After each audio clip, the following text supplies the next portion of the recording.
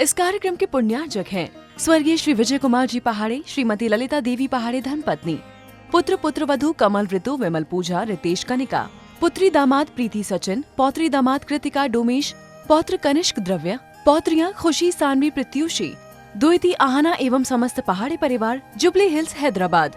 Firm Vijay Kumar Kamal Kumar Vimal Kumar Ritesh पहाड़े, Shalimar roller flour mill, premium quality आटा मैदा। द्वंद्व देखा, द्वंद्व द्वंद्व के लिए एक जन से द्वंद्व हो सकता है क्या? द्वंद्व होना है तो दो की आवश्यकता हो पड़ेगी पड़ेगी। जितने भी द्वंद्व होते हैं उसमें दो बहुत कार्यकारी होते हैं। यानी मनीष, जेब में पैसे हैं, सिक्का है, सिक्का है, एक ही है कि दो हैं? एक ही है, नहीं है? अब सिक्के वाले नहीं महाराज। रुपेश, सिक्का है जेब में, गुल्लक में डाल दिया। बहुत अच्छा, बहुत अच्छा, गुल्लक में डाल दिया। यानी जब वो सौक्यम ने गुल्लक में डाला था तो काय की आवाज आई थी? सौक्यम आवाज आई थी कि नहीं?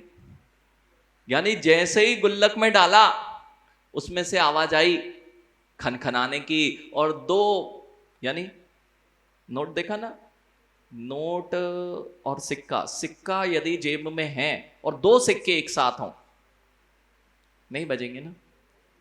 बस जीवन में जो भी तुम्हारे खनखनाहट है उसमें द्वैत भाव जहां पर है, ये द्वंद्व करने वाला है। जितने भी द्वंद्व हुए हैं वे सब इसी भावों से हुए। अब करें क्या पंडित जी, करें क्या? ये भाव अभी तक नहीं पता कि करना क्या है। महाराज जी, रहते सबके साथ हैं तो सबके साथ रहोगे तो द्वंद्व होगा, लेकिन सबके साथ रहते हुए भी किसी के साथ नहीं रहो, इसका नाम निर्द्वंद्व सा है। सब करते करते मां धर्म किया जा सकता है। अभी जैसे मंदिर आए थे ना शिखरचंद जी, मंदिर आए थे लेकिन द्वंद्व लेके आए थे। मंदिर जब आए थे अपन तो द्वंद्व लेके आए थे। अपना घर कहां छोड़ के आए थे?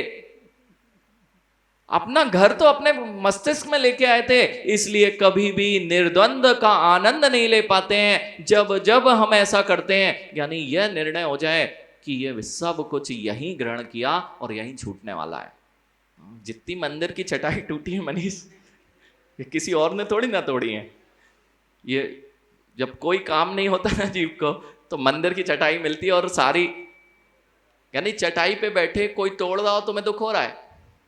बैठे तो उस पे, बैठे होने पर भी तुम्हारा उसमें मेरापन नहीं है, इसलिए कोई दुख नहीं हो रहा है। और यहीं पर आशीष के घर की चटाई होती।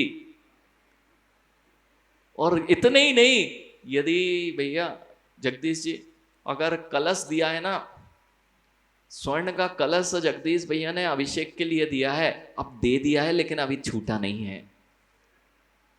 ध्यान देना, दे दिया है, छूटा नहीं है। अब सबसे पहले मैं करूंगा। क्यों? मैंने दिया है, अभी दिया कहां है? सबसे पहले तुम कहां से आ गए? अगर दे दिया होता तो तुम्हारा कहां रह गया? अतुल भैया बहुत सारी बड़ी बड़ी धर्मशालाएं बनती क्षेत्रों पे, बड़ा आनंद रहता है। हमने बनवाई, और यदि कोई पहुंच जाए क्षेत्र पे, सबसे पहला अधिकार मेरा है, मुझे रूम मिलना चाहिए। अरे ज्ञानी, तुमने तो दान कर दिया था, अब तुम्हारा अधिकार कहां बचा? यह भाव क्यों? जैसे ही आशीष चटाई पे अपनापन आया, वैसे ही खलबली मचना प्रारंभ हो गई। ये मैं और मेरा जो है, यही तो सबसे ज्यादा कष्ट देता है। जानजी जी, पड़ोसी के घर में आग लगे कभी दुख नहीं होता, लेकिन पड़ोसी के घर में जो आग लगी है धीरे से मेरे घर में पहुंच जाएगी, इसलिए दुखी होते हो और उसकी बुझाने पहुंचते हो। जितने लोग हैं, जितने लोग दया करते मिलते हैं, यानी एक भी दयालु नहीं है। जितने लोग संसार में दया कर रहे हैं, ये परोपकार करते दिखते हैं, एक भी परोपकारी नहीं है। पवन लाल जी, परोपकारी वह होता जिसको सबके प्रति प्रीति होती, चाहे वह हमारा संबंधी हो, चाहे हमारे साथ का हो या ना हो। अगर रोड पर कोई भी दिखता, उसके ऊपर दया भाव आते। अरे ये दूसरे पर दया करते दिखते जरूर हैं, लेकिन जिसके प्रति अपने अंदर में दया परिणाम आते हैं, जिससे ग्लानि होने लग जाती है, दुख होने लग जाता है, रुपेश, अपने दुख को दूर करने के लिए तुम दान दिया करते हो। कष्ट किसको हुआ था? कष्ट जिसमें नहीं हो रहा है ना तुम्हें, तुम उसकी सहायता कहां करते हो? कष्ट मुझे हुआ उसको देख करके, और जब मैं अपना कष्ट दूर करूंगा तब उसकी सहायता करने के लिए मैं खड़ा हो जाता हूं। इसलिए जो लोग भी परोपकारी होते हैं वे परम सौपकारी होते हैं। जिनेंद्र भगवान ने सबसे ज्यादा परोपकार किया। आशीष, कभी देखा जिनेंद्र भगवान ने किसी पर हाथ दे के किसी को उठाया हो? आज तक जिनेंद्र भगवान ने कुछ भी नहीं किया, लेकिन उनसे बड़ा परोपकारी इस जगत में दूसरा नहीं हुआ। छायक दान शिखर भैया, छायक दान, छायक अभय दान। ये छायक अभय दान किसी की तो रक्षा नहीं की। एक भी भगवान ने, वे नेमिनाथ भगवान थे, किसी की रक्षा नहीं किए। मां देख लो, गए तो थे लेकिन किसी को अपनी आंखों में नहीं बिठाया था। वहां से भी जब अपने पे करुणा आ गई, वे जीवों को नहीं बचाए थे क्या? नहीं, अपने आप जो करुणा भाव पैदा हुआ था कि देखो इन जीवों का वध हो रहा है, उनके अंदर में वह ग्लानि आई कि देखो संसार की दशा ऐसी है, ये संसार में मैं कब तक रुलता रहूंगा। जैसे अपने पर दया की और अपने पर दया करके दीक्षा धारण कर ली, और जैसे ही दीक्षा धारण की और केवल ज्ञान प्रकट हुआ, वे छायक अभयदानी हो गए। यानी कोई कुछ नहीं बचा सकता। जितना उपकार भगवान ने किया है ना, अरहंत परमेष्ठी ने किया है, उतना उपकार दूसरा कोई नहीं कर सकता। भले ही वह पूरा तुम्हारी, यानी जितने लोगों के संबंध है ना, ये तब तक दिखते हैं जब तक एक दूसरे की वासनाओं की, कामनाओं की, इच्छाओं की पूर्ति होती है। लेकिन भगवान ने आपसे कोई इच्छा नहीं की, भगवान ने आपसे कोई इच्छा नहीं की। दया उनके अंदर में इतनी हो गई थी कि ज्ञानी अहिंसा व्रत का पालन करना है। देखना जगदीश जी, 5 इंद्रियां होती हैं। अब मुनिराज किसी को बचाते मिले ही नहीं। अहिंसा तो तब होती जब किसी को बचाते। ज्ञानी अभी तक यही नहीं पता था मेरी आंखों में भी हिंसा होती है, मेरी हर प्रवृत्ति में हिंसा होती है। नहीं तो देख लीजिए अतुल भैया, आंखों में जब हिंसा होती है ना, तो जीव दूर से ही खड़ा खड़ा समझ जाता है कि हिंसक प्राणी है। श्वान भी समझता है। आपके घर में श्वान जो होते हैं, जो आपके नजदीकी होते हैं, वे भी आपकी आंखें पढ़ना जानते हैं। आंखों से दिख जाता है कि जीव गुस्से में है, क्रोधी है, हिंसक है, अथवा उसके अंदर में करुणा है। यानी करुणा करके नहीं दिखाई जाती है, करुणा तो होती है। करुणा होती है, करुणा करके नहीं दिखाई जाती। आज विचार करना, आज विचार करना मनीष, मैं ऐसे कदम रखूंगा जिससे किसी जीव का घात नहीं होगा। कोई वस्तु उठाऊंगा तो हो सकता है मेरे हाथ में वे करुणा भाव नहीं थे, इसलिए मैं किसी भी चीज को कैसे भी उठा के और पटक देता हूं। क्यों? अंदर करुणा नहीं थी। अब मेरे हाथ चलेंगे तो आज करुणामय चलेंगे। मैं किसी को देखूंगा, किसी को स्पर्श करूंगा तो मेरे अंदर करुणा दृष्टि होगी। यदि मैं किसी पर दृष्टि देख करूंगा तो मेरे दृष्टि को बदलना कि मेरे अंदर करुणा दृष्टि होगी। अभी तक तो करुणा दृष्टि तो नहीं होती है, लेकिन लोभ और अपनी इच्छाओं की पूर्ति की दृष्टि होती है। जब भी मैं किसी और पर वस्तु पर नजर डालता हूं, मेरी इच्छाएं उस ओर ले जाती हैं। मेरा यह भाव कभी नहीं होता कि मैं किसी के ऊपर इस दृष्टि से देखूं कि ये पर वस्तु है। बहुत कठिन साधना है। यानी अंतरंग में करुणा होना और बहिरंग में करुणा होना, इसमें बहुत बड़ा अंतर है। और यही कारण है कि जब मुनिराज होते हैं, ये किसी पर आप देखना, भैया ये किसी को प्यासे को पानी पिलाते मिलेंगे क्या? तो ये करुणाहीन तो ये हुए ना, इनके पास कमंडल भी है फिर भी प्यासे को पानी नहीं पिला रहे।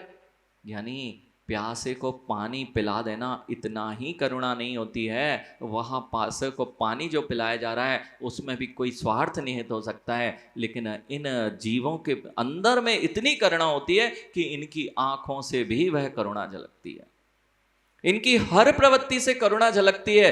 यही कारण होता है कि सबसे भयभीत प्राणी यदि इस जगत में पंचन जी कोई है, उसका नाम हिरण है। हिरण को जरा सी आहट होना, मां जीवों की दशा ऐसे ही है। हम तो बहुत आनंद में जीवन जीते हैं, त्रियंचों को देख लेना, जरा सी आहट में भयभीत होकर तुरंत ऐसा स्थान चुनते हैं जहां पे उनको भय ना हो। वह हिरण भी झांसी जी, वह हिरण भी निर्भीक होकर निर्ग्रंथ दिगंबर मुनि के पास क्यों आ जाता है? वे करुणा नहीं करते हैं, उनकी आंखों में, उनकी वृत्ति में करुणा होती है, इसलिए जीव को पता चल जाता है कि इनसे मेरा घात नहीं होगा। किस बुद्धि से कार्य किया जाता है, यही तुम्हारे कार्यों का फल का निर्धारण करता है। जैसे मां अभी मंदिर आए थे, मंदिर आने के लिए मंदिर आए थे कि मंदिर में बुद्धि सहित आए थे? बुद्धि कहीं और लगी थी, इसलिए मंदिर के फल को प्राप्त नहीं कर पाए थे। यानी जो भी यहां आया, जो भी कार्य किया, बुद्धि कहीं और रहती है, बुद्धि अपने स्वार्थ की ओर होती है, इसलिए कभी भी भक्ति करते करते तुम्हारा कल्याण नहीं होता, क्योंकि भक्ति नहीं करते हो, अपनी स्वार्थ पूर्ति करते हो। और यदि भक्ति होने लग जाए तो स्वार्थ की पूर्ति अपने आप होती है। इसीलिए धर्म अर्थ काम मोक्ष में सबसे पहले यदि किसी को रखा है, उसका नाम धर्म पुरुषार्थ है। जिसने धर्म पुरुषार्थ कर लिया वही अर्थ पुरुषार्थ प्राप्त कर पाता है। जितने भी वैभवशाली पद हैं मां, जितने भी वैभवशाली पद हैं, वे सब धर्म के प्रभाव से ही मिलते हैं। पूर्व में किया था तो अतुल भैया कहीं जाना ही नहीं पड़ता, फोन करो सारे काम हो जाते हैं, अपने आप आ जाता है। और उस जीव से मिलो जिसने धर्म पुरुषार्थ पूर्व में नहीं किया था, वह सुबह से लेकर शाम तक आपकी ही फैक्ट्री में भट्टी के सामने खड़ा है और शाम को भोजन के लिए चिंता करनी पड़ती कि शाम को मिलेगा कि नहीं मिलेगा। जो कमाया था उसका भोग चल रहा है ज्ञानी। जितने चेहरे दिख रहे हैं ना मुस्कुराते, यानी बिलाला जितने चेहरे ये मुस्कुराते दिख रहे हैं ना, ये इसलिए दिख रहे हैं कि तिजोरी में कुछ है। ध्यान रखना, जितने चेहरे भवरलाल जी यहां मुस्कुरा के शांति से बैठे ना, इनकी तिजोरी में है और पुण्य की तिजोरी में रखा है, इसलिए तिजोरी में रखा है। और जैसे ही पुण्य छीन हो जाएगा, ना तो यहां दिखाई देंगे और ना ही मुस्कुराते चेहरे दिखाई देंगे। भैया जितने जितने पदमचंद जी ये सब देख लिया करो, इनके चेहरे तभी तक खिले खिले दिखते हैं जब तक घर में सारी व्यवस्था रहती है। ऐसे ही जैसे शिखरचंद जी घर में व्यवस्था है तो खिला खिला चेहरा दिख रहा है। अभी आप आए थे ना जानजी जी, सारी व्यवस्थाएं बना के आए थे, वहां काम नहीं रुकना चाहिए। गुरुजी के पास जाएंगे तो वहां काम चलता रहता है, अतुल भैया सारा काम चल रहा है कि नहीं, और यहीं पे अगर खबर आ जाए कि भैया वो थोड़ा सा आपके बिना काम अटक गया है, अब प्रवचन महाराज जी देखो 9:45 बज गए, अभी तक आपने छोड़े नहीं है। बस यही भाव आपको दुख देते हैं। जिसको मैं अपना मानकर पर वस्तु में लगा हूं, ये आपके पास में रहते जरूर हैं, लेकिन यही सबसे बड़ा दुख का कारण बन रहे हैं। करें क्या? चटाई देखना, चटाई को देख लेना भैया। चटाई का जैसे ही एक बार क्या हुआ मनीष, एक पिता और बेटे ने एक व्यापार था और बहुत दिनों से वे सोच रहे थे कि अब ये प्रतिष्ठान हमें बेचना है, और बात चल रही थी, बहुत जगह चल रही थी, लेकिन सफलता नहीं मिल रही थी। और उस बीच में ही ऐसा हुआ कि रात्रि में उस प्रतिष्ठान में आग लग गई। रात्रि में उस प्रतिष्ठान में आग लग गई। जैसे ही पिताजी को खबर मिली, जिसका पूरी संपत्ति, देखो ऐसा आपके साथ बहुत सारे जगह पे होता है और उसको साक्षात देख लिया करो। आप लोग देखते ही तो नहीं हो, दिक्कत तो यही है। जगदीश जी देख लिया करो, देख लिया करो। वे वैद्य चले गए जो सबको बचाते थे ना माँ, जो सुशील वैद्य जी सबके लिए वैद्य, सबके रोगों का उपचार करते थे, वे भी अपनी आयु को नहीं बचा पाए। देख लिया करो भवन लाल जी, कोई नहीं बचने वाला है। हाँ, वे वैद्य जी अभी अभी, अतुल भैया, वे सुशील वैद्य जी, जीव से सीखना चाहिए।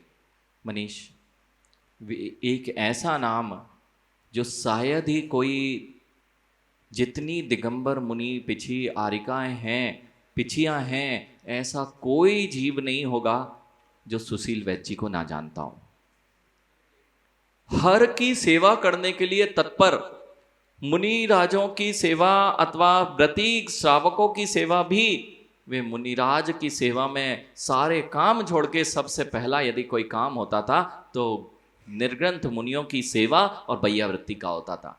आज भी ये विद्या भी सीखना है जगदीश जी, ये विद्या जरूर सीख के जाना सुशील जी से। जितने लोग वरिष्ठ बैठे हैं आज, बहुत अच्छी शिक्षा आपको उनसे सीखनी है। अपने साथ सब कुछ मत ले जाना। हाँ, अपने साथ सब कुछ मत ले जाना पदमचंद जी। अपने साथ जो जो ले जाता है ना, वह सबसे बड़ा जीव का अहित, संसार का अहितकारी होता है। चाहे आप डॉक्टर सुशील वैद्य जी से सीखो, चाहे आचार्य विराग सागर जी से सीखो।